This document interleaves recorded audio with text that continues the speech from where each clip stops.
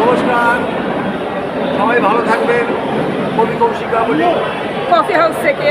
Coffee house থেকে তো বলা হয়ে যায় বারবার, কফি হাউসই থেকে যে দেখবে সে বুঝতে পারবে এটা কলকাতা কফি হাউস। কালকে আমার একটা ছোটোখাটো অপারেশন হবে, 2-3 দিন কথা বলতে পারবো না ভালো করে, তাই এই কবিতাটা পড়ে যাচ্ছি। যদি আপনাদের ভালো লাগে কমেন্টসে লাইক করবেন।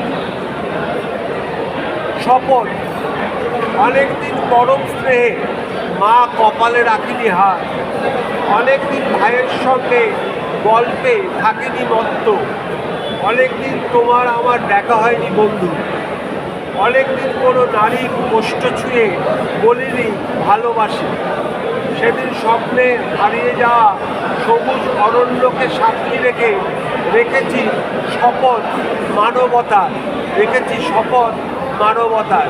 ভালোবাসা, সবাইকে আমার অনন্ত ভালোবাসা, পাশে থাকবে, সত্যিকারের যোগ্যতার পাশে থাকবে। ধন্যবাদ, ভালোবাসা।